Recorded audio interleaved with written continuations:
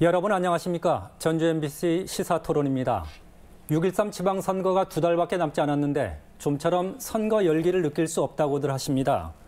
전례 없는 특정당 독주 분위기 속에 정책과 검증마저 아예 묻혀버린 탓이 아닐까 하는데요. 오늘 이 문제 진단해 보겠습니다.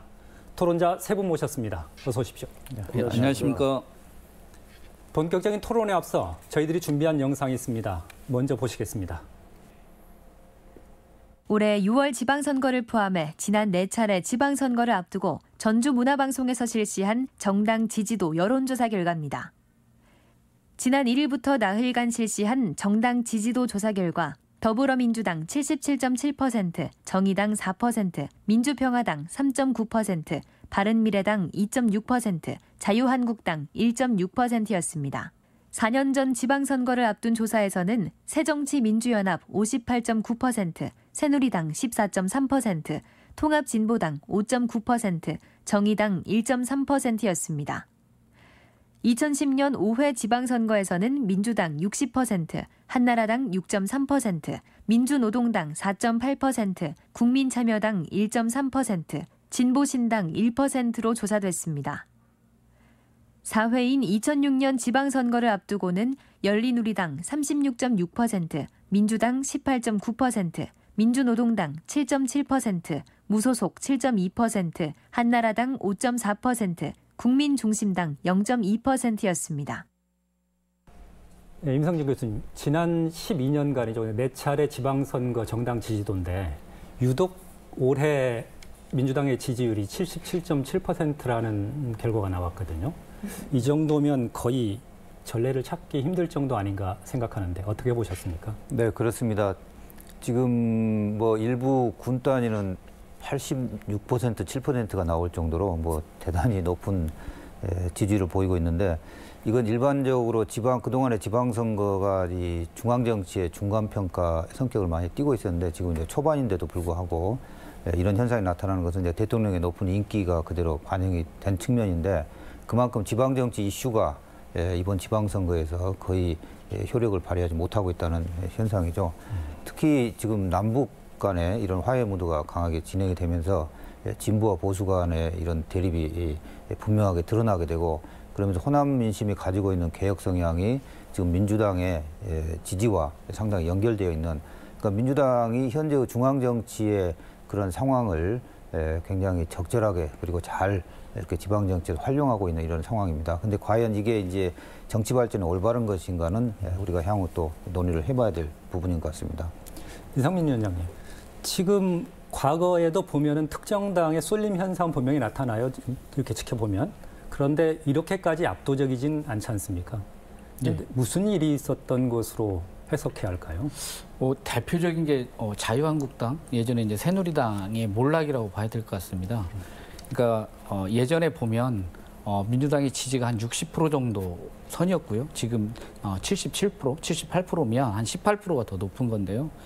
새누리당이 4년 전만 하더라도 약 한 15% 가까이 어떤 정당 지지를 보였습니다. 이제 그런데 이번 조사에 의하면 한 2%가 안 되는 걸로 나옵니다. 그러면 약 한 12, 13%가 보수적 입장을 가졌던 분들이 지금 자유한국당의 계속된 지금의 모습들을 보면서 개혁의 의지를 전혀 실감할 수 없는 상황에서 지지를 철회하고 이제 그분들이 갈 곳이 없는 거죠. 이제 그런 이유가 있고요. 또 하나는 어쨌든 이 진보당이라고 할 수 있는 이런 정당도 대부분의 이제 진보적 이슈가 국정으로 흡수가 되면서 거기에 대한 상대적으로 거기도 좀 떨어지고 있고요. 그리고 이제 2년 전에 비교하면 국민의당에 많은 기대를 걸고 뭔가 지지를 했었는데 이번에 분당이 되고 이러면서 거기에서도 어떤 지지를 했던 분들이 지지할 곳을 못 찾고 있는 거고요. 그렇게 되다 보니까 남는 곳은 그나마 좀 정상적인 정당 운영 그리고 대통령의 어떤 높은 지지 그리고 어쨌든 전국 이슈가 그렇게 맞물리면서 현재 어쨌든 모습을 보이고 있는데 저는 이게 정상적인 이런 형태라고 보기는 어렵고 이건 언제든지 빠질 수 있는 그런 상황이라고 봐야 될 것 같습니다. 최현성 교수님, 지금 방금 말씀하신 게 야당의 존재감이 없다 이렇게들 이야기하지 않습니까? 그렇습니다. 이제 전국적으로 민주당이 50% 이상, 그다음에 호남 지역에서는 지금 70% 이상의 정당 지지율을 받고 있는데요. 문재인 대통령님의 지금 호남에서의 지지율은 90% 이상입니다. 그래서 지금은 역대 황색 바람보다 더한 청색 바람이다, 이렇게도 표현할 수 있는데, 아마 문재인 대통령의 적폐청산이 크게 부응하는 거 아닌가, 이렇게 생각을 하고 있습니다. 호남은 그동안에 공정하지 못한 잣대로 인해서 홀대받았던 그런 경험이 있습니다. 그리고 인사에서도 이제 차별을 받아왔던 것이 또한 사실이고요. 그래서 적폐청산이 이런 호남인들의 트라우마를 치유하는 그런 효과가 있어서 상대적으로 상당히 높은 고공 인기를 누리고 있다라고 볼 수 있고요. 그다음에 이제 김대중 대통령과 노무현 대통령의 그 남북 평화 통일에 대한 화해 무드, 이런 정신이 이제 호남인들이 굉장히 열망하던 건데, 이것 또한 지금 문재인 대통령이 이걸 실현하고 있기 때문에 이런 그 대통령의 높은 인기에 상당히 편성한 것이 있지 않냐. 근데 이제 지방에서는 지방 나름대로의 정책으로 지역 발전을 위한 것이 이슈가 제시돼야 되는데, 이런 대통령의 인기에 영합하다 보니까 그런 것들이 좀 실종되는 거 아닌가 해서 상당히 아쉽습니다.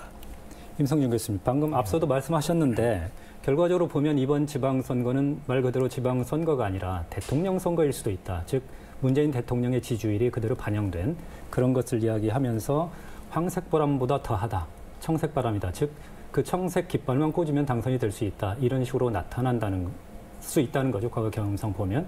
네. 실질적으로 이런 압도적인 지지율이 선거 결과에도 그대로 이어질 것으로 보세요. 네, 지금 민주당이 이 공천 시기를 굉장히 이제 앞당겼거든요. 그것은 이제 남북 간의 정상회담, 그리고 북미 간의 대화, 이런 쭉 이어지는 전국을 정치적으로 최대한 이렇게 활용을 하겠다는 어떤 전략이 좀 깔려 있는 것 같아요. 그래서 현재 상황으로 볼 때는 중앙정치의 이슈가 이번 지방선거 끝날 때까지 상당히 지속될 가능성이 굉장히 높습니다. 이것도 뭐 정치 발전을 위해서 바람직한가는 이제 다른 문제이고, 예상을 할 때 이제 그런 상황에서 과연 남은 기간 동안에 이 얼마만큼 사실 지역 이슈들이 선거를 통해서 드러나고 논의가 되고 또 반영이 되고, 이런 게 굉장히 중요하거든요. 지방정치 발전 과정에서. 그래서 그런 부분이 얼마만큼 지역에서 논의가 될 수 있는가, 그것은 또 어떻게 보면 이제 유권자들과 시민들의 과제라고도 볼 수 있겠습니다. 이상민 의원, 지금 어떻습니까? 이런 당 지지율이 지금 선거 한두 달 앞선 지지율을 우리가 그동안에 쭉 누적돼서 한번 봤거든요. 선거 결과하고 연관성, 유의미한 분석이 좀 가능할까요? 일단 뭐 우리 교수님께서 말씀 주셨듯이 어쨌든 전국에 대한 주도권을 계속 대통령이 가지고 있고, 또 정상회담, 뭐 북미회담, 이런 부분들이 긍정적 영향을 줄 건 맞을 것 같습니다. 이제 그럼에도 불구하고 예전에 그러니까 지난 지방선거에서도 60%대의 정당 지지율을 가지고도 14개 기초자치단체 중에 7개가 무소속이 됐고요. 그리고 2년 전 총선에서도 보면 어쨌든 뭐 참패를 했지 않습니까? 이건 어떤 얘기냐면 그동안은 정당 지지가 곧 어떤 그 득표 내지는 당선하고 연결되는 이런 흐름들이 강했다고 한다면 4년 전부터 어쨌든 그런 흐름의 변화가 있다. 그리고 보다 지방선거에 대한 부분들을 놓고 보면 정당도 중요하지만 결국에 우리 삶을 변화시킬 수 있는 검증된 그리고 능력 있는 후보가 누구냐라고 하는 이런 부분에 대한 관심들이 높아졌기 때문에 상대적으로 이제 시간이 갈수록 선거를 앞두면서 뭔가 그런 지지에 대한 변화들은 있을 거라고 생각을 합니다. 네, 지금 말씀하셨지만은 사실 지난 2014년 지방선거 때부터 이 지역의 민심이 크게 요동을 쳤고, 사실 그 전에 2010년 선거에서도 기초단체 의원들을 보게 되면 사실 무소속이 굉장히 많은 득표를 했거든요. 그때부터 징후가 나타나기 시작했던 게 지난 지방선거, 그리고 특히 총선을 거치면서 지역이 다당제, 새로운 정당을 적극적으로 지지하게 됐는데, 지금 뭐 중도 개혁을 외쳤던 그 정당이 저렇게 몰락을 하면서 민심이 중앙정치 이슈에 그대로 다 빨려 들어가 버린 거죠. 그래서 방금 말씀하신 대로 남은 기간 동안 그럼에도 불구하고 이 지역의 일당이 일방적으로 지배를 했을 때 지역이 얼마나 폐해를 가져왔던가는 지역의 주민들이 호남 민심이 명확히 거기에 대한 반대 의사를 표명을 하고 있었거든요. 그래서 그런 부분은 잠재되어 있다는 게 저는 분명히 있다고 봅니다. 근데 남은 기간이 너무 짧기 때문에 이게 얼마만큼 결집된 방향으로 표출이 될 건가, 그건 저희들이 좀 향후 과정을 좀 더 지켜봐야 되지 않을까 그렇게 생각합니다. 그러니까 어쨌든 뭐 비례를 뽑게 되는 정당 득표는 뭐 거의 그대로 반영될 거라는 생각이 들지만 실제 이제 기초나 어쨌든 그 단체장 이 선거에 있어서는 이제 그거하고는 전혀 다른 흐름으로 갈 경향이 높고요. 그리고 이제 그 지역에서 후보들이 얼마만큼 검증되고 열심히 활동했는가 이런 부분들이 실제 2년 전 총선에서 놓고 보면 지역에서 역할을 제대로 하지 못하고 뭐 낙하산으로 내려왔던 이런 제대로 공천을 하지 못한 거에 대한 폐해가 그대로 어쨌든 그 민주당 참패로 드러났었거든요. 그래서 민주당이 이 높은 정당 지지율에 취해서 경선 관리나 공천이라고 하는 부분에 있어서 도민들이 납득할 만한 그런 결과들을 내놓지 못한다고 한다면, 그리고 또한 이 잘못된 어떤 경선 과정을 통해서 내부의 갈등이 심화된다고 한다면 이런 정당 지지가 어떤 후보자의 득표로 연결되는 데 있어서 많은 한계가 있을 수 있다. 그래서 아직은 큰 흐름은 그렇게 갈 거라고 하는 상황이지만 결과적으로 당선자가 어떻게 나올 거냐라고 하는 부분들은 변수가 많다 이렇게 봐야 될 것 같습니다. 문제는 지금 당 지지율이 높다 보니까 민주당의 좀 공천 행태를 보면 지금 유권자들을 과연 의식한 공천을 하고 있는지 의심이 들 정도로 거의 속도전, 그리고 기득권 보호 이런 행태를 보이고 있거든요. 최 교수님께서 보시기에는 이런 거는 어떻습니까? 지금 현재 방금 높은 당 지지율에 취해 있는 거 아니냐는 지적을 하고 있는데 같은 생각이십니까? 예, 지금 민주당 지지율이 높다 보니까 이제 당내 경선이 상당히 뜨거운데요. 상당수의 입지자들이 이제 민주당 공천 경쟁에 뛰어들게 되고, 반면에 이제 한국당이나 바른미래당, 민평당은 인물 기건을 겪고 있거든요. 이런 현상은 지역 발전을 위해서 이제 결코 바람직한 현상은 아니죠. 단체장과 의회가 일당 독주하게 되면은 그 폐해는 고스란히 이 도민들에게 돌아가는 것이거든요. 그래서 정책이 실종되고 정치권과 공직사회가 이제 일당 독주를 하게 되면 무사한 일에 빠지게 되는 이런 위험을 안고 있습니다. 그래서 누구도 검증하지 못하고 감시하지 못하는 시스템은 언젠가는 고장이 나고 사고를 치게 돼 있거든요. 그래서 지금과 같은 정책 없이 한쪽으로 쏠리는 이런 지역 정치는 썩 바람직한 건 아니다. 뭔가의 제동이 좀 필요하고, 아니면 이제 누군가 외부에서의 제동이 불가능하다고 하면은 내부에서의 혁신하는 것이 보여져야 되는데, 지금 과연 이제 지역 민주당 정치가 혁신하고 있냐라고 하는 데는 도민들 대부분이 의심스러운 눈초리를 보고 있죠. 그러다 보니까 임 교수님, 지금 민주당의 공천이 과연 이게 공당의 공천 맞느냐, 이게 사천 아니냐, 이런 심지어는 이런 분석, 비평까지도 지금 하고 있는 상황이거든요. 네. 같은 생각이십니까? 네, 뭐 깜깜이 공천이라는 비판이 지금 거세게 일고 있는데요. 제가 생각하기에 지금 아까 앞에도 말씀드렸듯이 중앙당에서의 민주당의 이번 선거 전략이 특히 호남 지역에는 굉장히 많은 문제점을 유발을 하고 있다는 것. 그러니까 이 전국적 차원에서 민주당이 경쟁력을 갖추기 위한 이런 전략이 호남에서는 한 개 정당이 과거처럼 다시 싹쓸이하는 이런 결과를 지금 몰고 가고 있거든요. 이런 방향으로. 그래서 굉장히 심각한 문제인데, 그럼에도 불구하고 호남에서는 민주당이 좀 더 개혁적인 공천 작업을 사실 다른 지역보다도 더 했어야 되는데 오히려 그 반대 현상이 지금 나오고 있기 때문에, 특히 이제 여론조사 방식으로 지금 후보를 정하고 있는 것은 지난 선거 과정에서도 그 문제점은 강하게 지적이 됐었던 부분이거든요. 근데 오히려 과거보다 더 후퇴한 전체를 다 여론조사를 하고 있는데, 여론조사의 결과도 우리가 신뢰도도 문제가 있지만은 사실 시간이 지남에 따라 이 새로운 민심의 흐름들이 선거 막판에 갈수록 나타나기 시작하거든요. 그래서 그런 기간도 좀 충분하게 줘야 되는데, 이번에 선거 기간도 너무 짧게 주다 보니까 특히 정치 신인들, 인지도가 낮은 후보들은 거의 이번 선거에서 자기 표를 얻기가 어려운, 경선을 통과하기 어려운 이런 구조가 되어 있습니다. 그래서 이번 지방선거에서 민주당의 이런 공천 방식은 두고두고 향후에 정치적 비판을 면하기 어려울 거라는 그런 생각이 듭니다. 이 위원장님, 민주당의 공천 후유증 내지는 파행 이미 예고가 됐었거든요. 즉 전주시장 같은 경우는 현직 프리미엄을 과감하게 던지고 예비후보 등록을 했어요. 이거 같은 경우는 당내 경선이 곧 당선이다. 본선보다 중요하다. 이런 인식이 밑바탕에 깔려 있지 않았었을까요?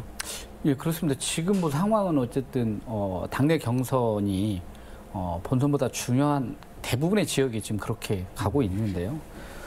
그럼에도 불구하고 과연 그렇다고 한다면 후보를 검증할 수 있는 기회가 제대로 제공되고 있느냐.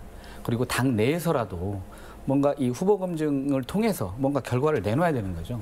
그러니까 납득할 만한 왜 이 사람을 단수 투천하는지 그러려면 어떤 결격 사유가 있어서 그런다든지 뭔가 이런 것들이 도민들에게 공개가 돼야 되는 거거든요. 이제 그게 어쨌든 저는 공당의 모습이라는 생각이 들고요. 그리고 어쨌든 지역에 많이 퍼져 있는 건 지구당 위원장이 어쨌든 공천에 심각하게 개입을 하고 있는 거 아니냐. 그리고 뭐 낙점설이랄지 이런 부분들이 공공연하게 얘기되고 있습니다. 이제 결국에 이제 민심은 어쨌든 이러한 상황들을 다 기억을 한다는 거고요. 그리고 이제 앞에서 이제 그 선거 경향과 관련해서 이야기가 있었는데 사실은 민주당이 2년 전 그리고 4년 전에 어쨌든 도민들이 요구했던 민주당 독점이 안 된다. 독점 정치에 대한 폐해 그리고 그걸 통해서 민주당이 혁신을 요구했는데 지금 그러한 모습들을 과연 보였느냐. 그렇지 않았다는 거죠. 그렇다고 한다면 이번 선거가 다가올수록 어떤 도민들의 선택이라고 하는 부분들은 민주당이 어떤 모습을 보이는가에 따라서 굉장히 달라질 수밖에 없는데 현재와 같은 뭐 깜깜이 뭐 공천이라든지 또 지금 뭐 어떤 공천 룰에 대한 공정성에 대한 끊임없는 제기 그리고 신진들에게는 뭔가 제대로 알릴 수 있는 그러니까 인물을 알리고 정책을 알릴 수 있는 기회를 당이 적극적으로 확대하고 만들어야 되는데 오히려 그런 흐름과 역행하면서 기득권을 보호하는 형태라고 하고 그리고 지금 이번 지방선거를 바라보고 공천을 하는 게 아니라 지방선거 이후에 정치적인 삿바 싸움이 벌써 들어간 거 아니냐. 그러기 위한 기득권들을 어떻게 지켜낼 것인가. 이런 부분에서 저는 지구당 위원장들이 하나같이 이해관계가 맞아 떨어져서 지금과 같은 모습을 보이고 있다. 그러니까 어떤 지구당 위원장도 지금과 같은 경선 모습에 대해서 제동을 걸거나 문제를 제기하는 곳이 없다라고 하는 게 지금 민주당이 건강하게 이 과정을 가져가고 있느냐라고 하는 거에 대해서 근본적으로 의심할 수밖에 없다고 생각합니다.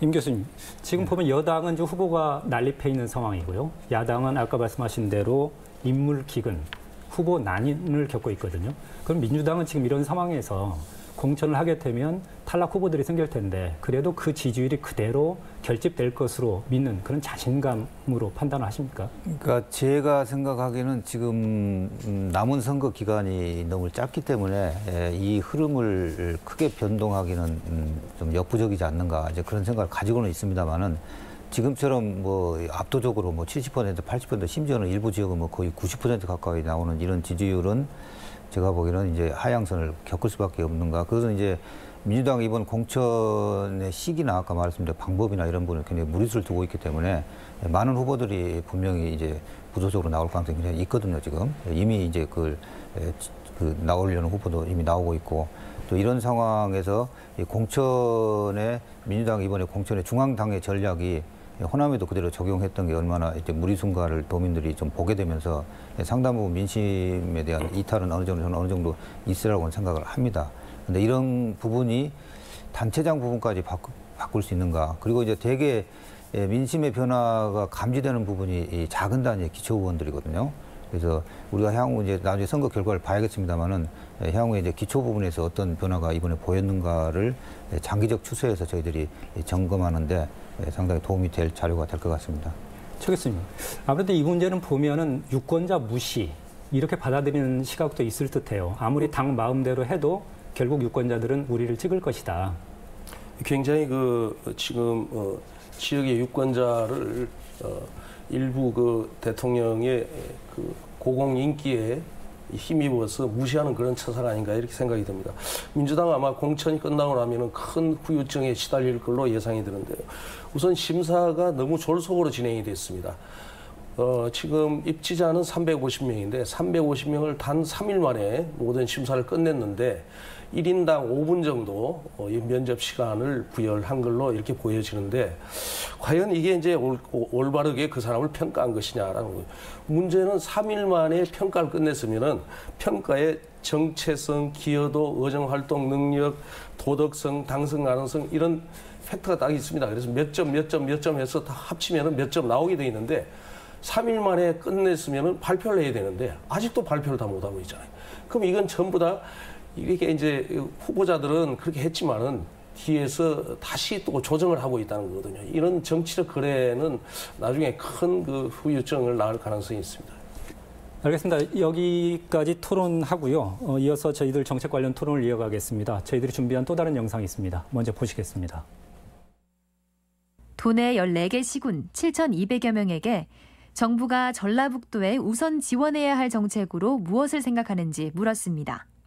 청년 일자리 창출이 32.3%로 가장 많았고 GM 군산공장 폐쇄 후속 대책 24.2%, 국가 예산 확대 지원 15.3%, 혁신도시 활성화 10.2%, 노인복지 확충 8.2% 등의 순이었습니다.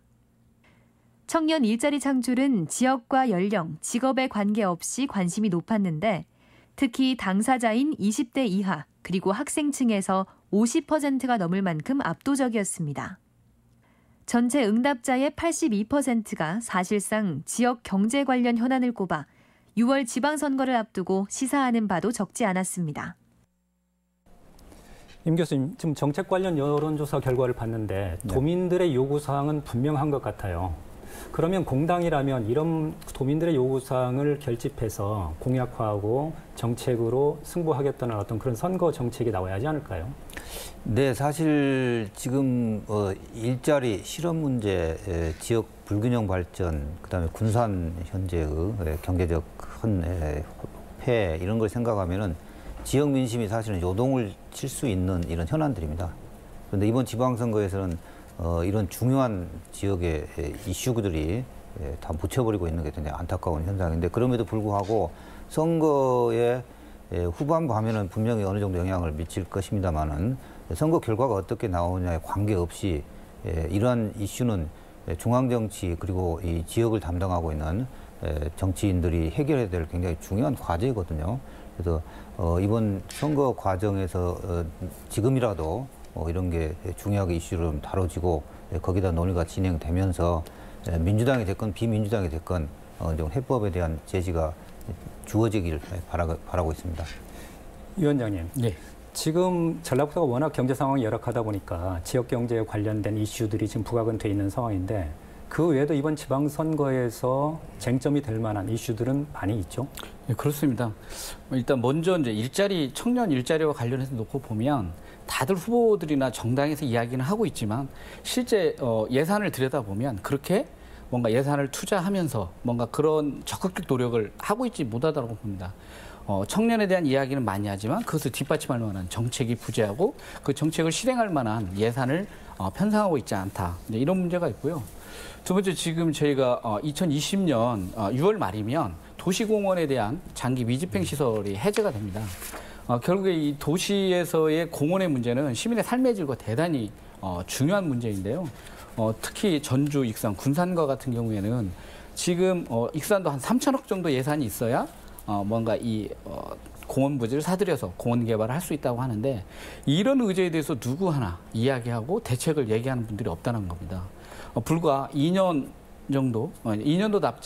정도밖에 남지 않은 상황 속에서 과연 도시 공원 문제를 어떻게 시민의 삶의 질을 보장하면서 부족한 예산 문제를 해결하고 이걸 나갈 것이냐 이런 부분들이 대단히 중요한 의제이지만 이것을 이야기하는 후보를 저는 보지를 못했고요.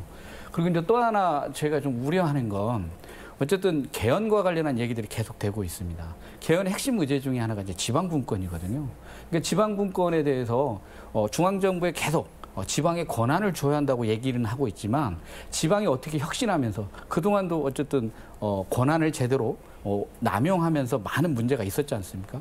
그렇다고 한다면 확대된 권한을 어떻게 주민에게 돌려주고 통제할 것인지 이런 부분들을 먼저 얘기해야 되는데 그러한 개헌 이후에 정말 지방 정부가 많은 변화가 있을 텐데 그런 한 발 앞서서 그런 의제들을 다루거나 제안하는 이런 분들이 없거든요. 그래서 특히나 지방 분권 이후에 주민 통제를 어떻게 강화할 것이며 주민의 참여를 어떻게 보장할 것이냐, 그걸 통해서 지역 발전의 동력들을 만들어내기 위한 그러한 대안들을 제시하는 정당도 없고 후보도 없다라고 하는 게 대단히 문제가 크다고 생각합니다. 네, 그렇게 보면 이번 지방선거가 특히 중요할 수밖에 없는데, 최 교수님, 문제는 지금 다음 주에 남북 정상회담이 예정돼 있지 않습니까? 그렇습니다. 민주당은 지금 보면 정책 검증이나 인물 대결 같은 건 아예 외면하고 있는 모습이고, 그러면 만약 남북 정상회담이 열리게 되면 모든 이슈들이 그쪽에 묻혀버리는 그런 것도 우려되진 않을까요?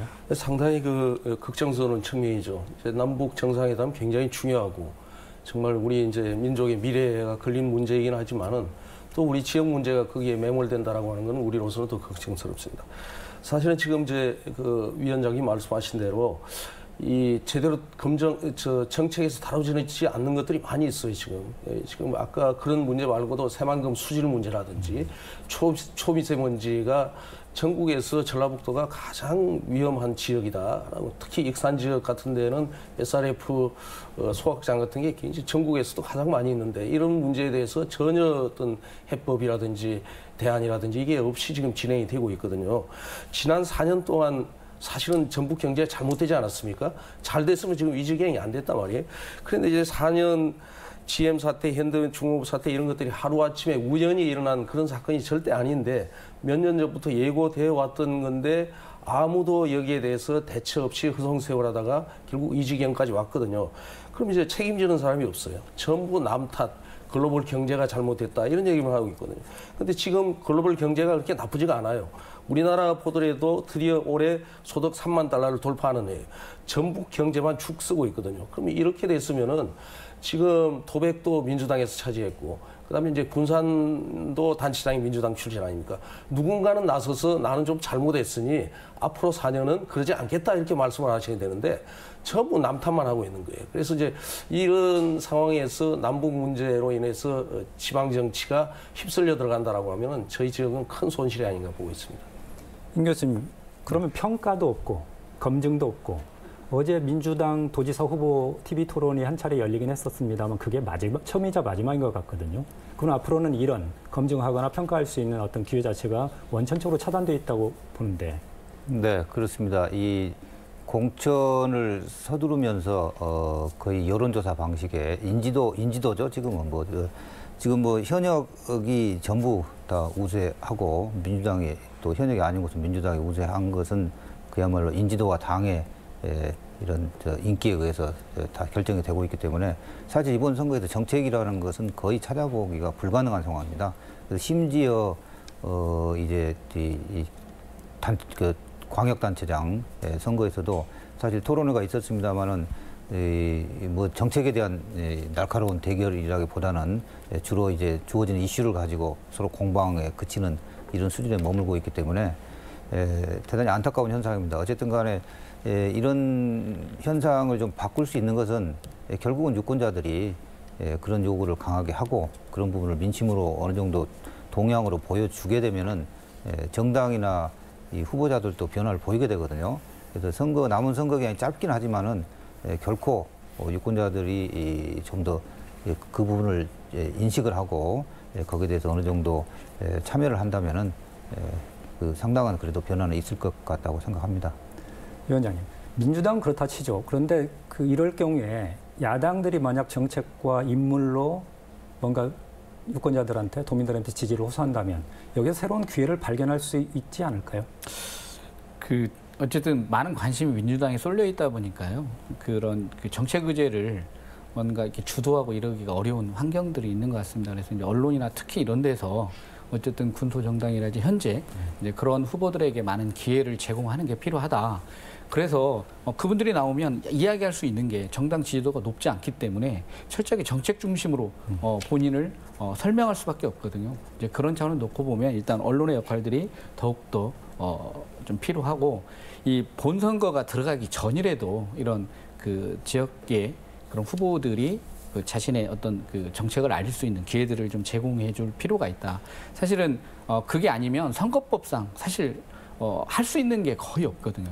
그래서 그나마 지금 어쨌든 언론사가 주재하는 토론회가 가능한 조건이기 때문에 그런 부분들을 좀 적극적으로 살릴 필요가 있겠다. 좀 이런 생각이 들고요. 그리고 그 뭐 전라도 민주당 도당에서 이야기하는 정상회담 전에 이제 끝낸다라고 하는 이야기가 좀 설득력이 없는 게 아니 정상회담 진행될 때 도당에서 어떤 역할을 할 거냐 그러지 않습니까? 그렇기 때문에 충분히 시간을 가지고 뭔가 후보와 정책이 검증될 수 있는 이걸 갖는 게 필요한 거지. 정상회담을 위해서 특히나 호남 도민들은 다 지지합니다. 적극적으로.